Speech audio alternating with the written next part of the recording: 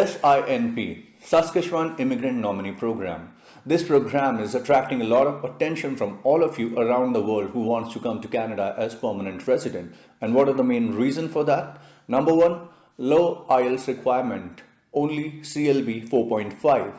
No job offer required, and you don't even need an express entry profile. So, is this the actual golden door that will open your pathway to Canada? And is it equal for everyone or just a chosen few? That's exactly what I will tell you in this video. Hello everyone, I'm Jake. Welcome to our channel. Now, as I mentioned, skilled worker. It is extremely relevant and important for all of you to understand that to succeed in Canada as a new immigrant, or for that matter anywhere in the world, you need required skills. And for that reason, I want to share with you all that this video is sponsored by Skillshare. It's an online community, an online portal where you can learn thousands of online courses taught by experts from around the world. It is extremely simple to join Skillshare, and especially for my subscribers and viewers, there is a good news, and I'm extremely thankful to Skillshare for that. Just click on the link below and you will get 2 months of free subscription of this incredibly vast learning platform called Skillshare. So go ahead guys, click on the link and get this advantage. Now let's get down to the business of this video, Saskatchewan Immigrant Nominee Program.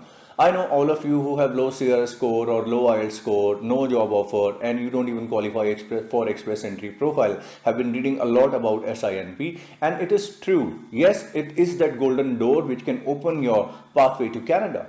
But this door has a big lock on it and you need a key to open that lock. So which are those 2 keys to open that lock? I will talk about that in just a few minutes, but before we proceed further, let's talk about the minimum eligibility criteria for SINP. Number 1, international skilled worker, express entry stream. Here is the eligibility requirement. You can pause the video and read it.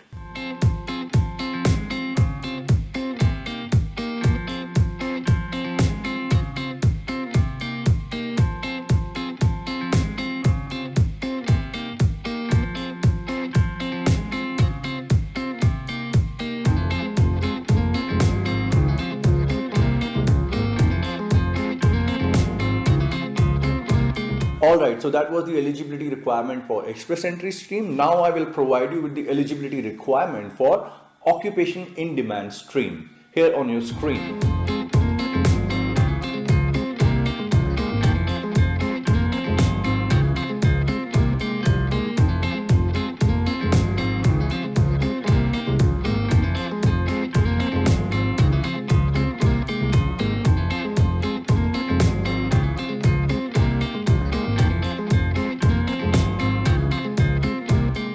And now I will provide you with the settlement funds that have been revised by the Government of Canada and IRCC. Just have a look at the settlement fund requirement for SINP.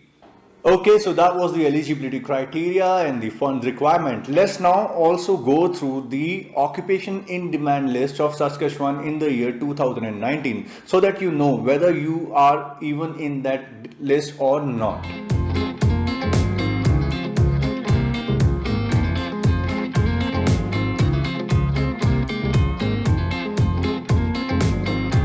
Alright, so now you have all the relevant information about eligibility and settlement funds. Now I want to put one thing very clearly, that of course you have to meet first thing first the requirement for the express entry profile in case of the express entry stream. We are not discussing that in this video. Alright, now let's get into the finer details of SINP.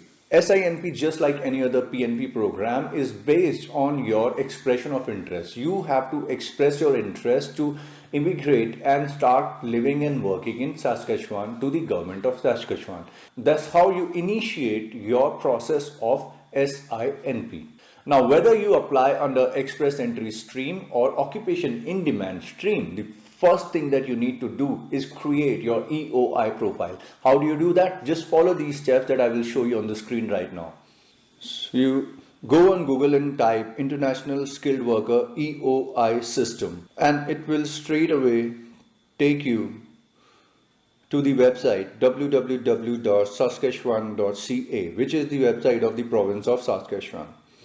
So in this, now you will scroll further down the page and you will see there is a section which talks about EOI OSS guide. So you will click on this and download this PDF format. This is an entire guide which will tell you the step-by-step process of creating your EOI profile. There are certain documents which you will have to provide. You can read them on the screen right now, like your passport number, date of birth, yes or no to having an immigration representative, confirm that you're a skilled worker, and so on and so forth. So once you go through this entire process, you create your expression of interest profile.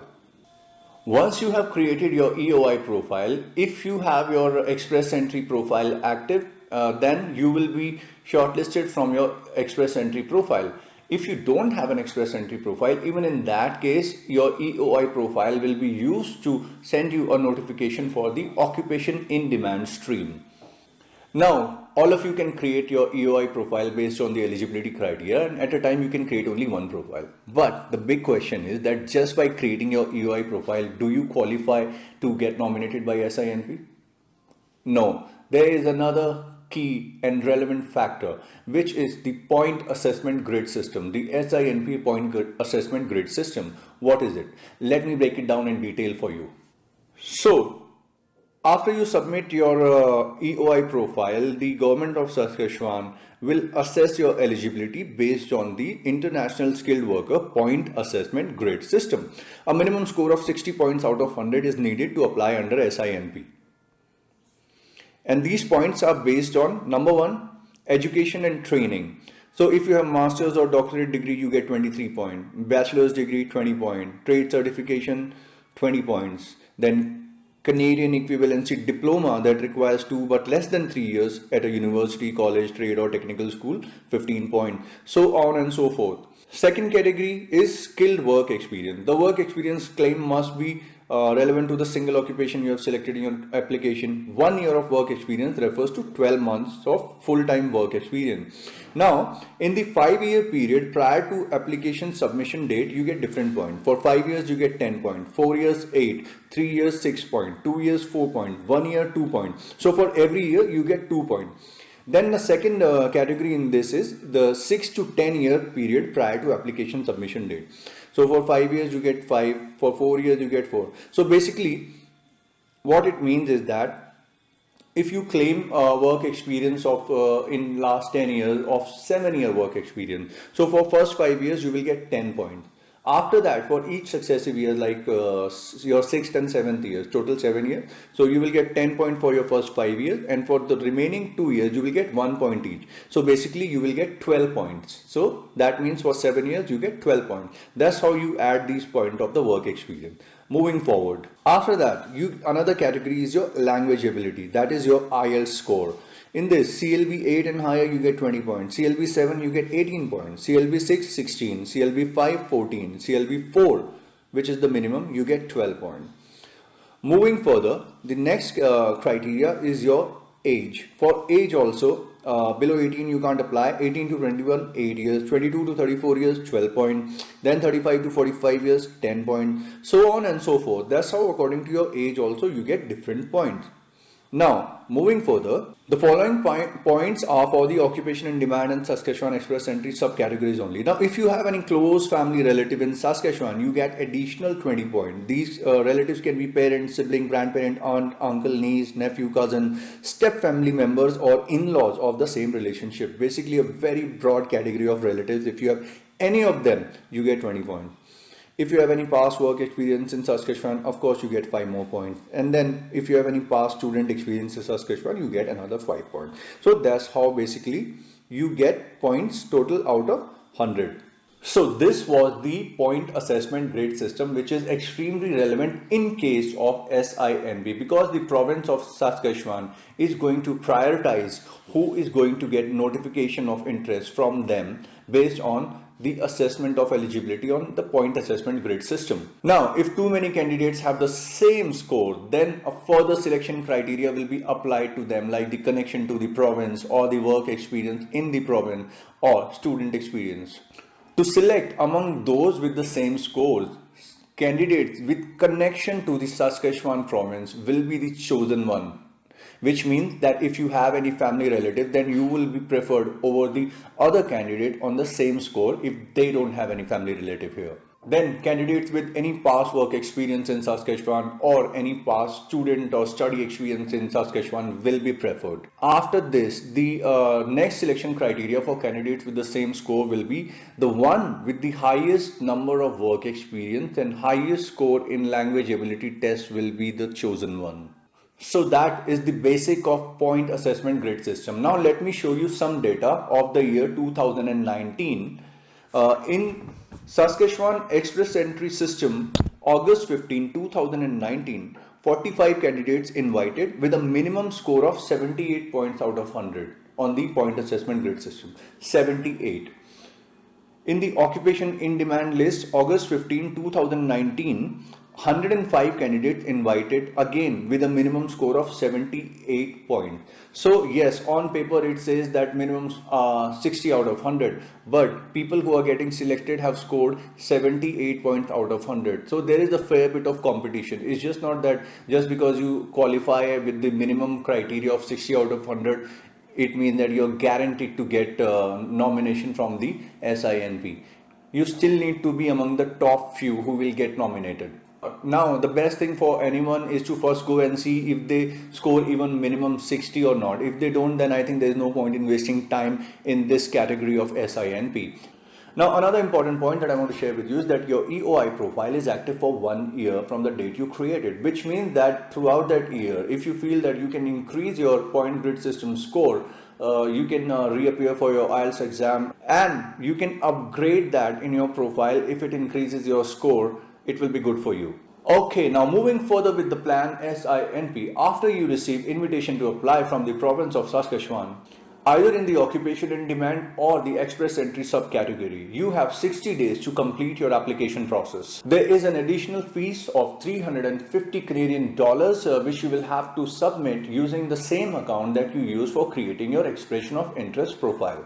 Now I will give you some more important tips so that your application does not get rejected. Number one, be sure to save and upload all the relevant federal forms along with your SINP application. Answer all the questions in your form. Don't leave any section blank, otherwise your application will be rejected. For example, on Schedule A, the background and declaration, question 11 is about the past military services. If you haven't served in the military, then don't leave it blank because you haven't served in the military. Answer it as none. If your application is accepted and the information that you provide changes in that period of time before you arrive in Canada, make sure that you inform the SINP office and the visa office in which your application was sent. Be sure to do this even if your visa had already been issued. Next important thing that you need to keep in mind is include all the dependents in your current application. Your spouse, common law partner, dependent children. Because if you don't include them, then they will not qualify for permanent residency and later on you will have to apply for family sponsorship to the Government of Canada. Okay guys, so that was the nitty gritty of SINP. I know a lot of you would be able to utilize this opportunity. One very important thing that I want to tell you is that the province of Saskatchewan has clearly said that there is no limited quota or reserved quota for any consultancy or agent. So if anyone is telling you that they have a quota which they can sell to you, then they are selling you a lie. Be aware of those kind of false and fraud promises. Okay guys, so now if you have any questions or suggestions, kindly put them in the comment section and I will see you next time.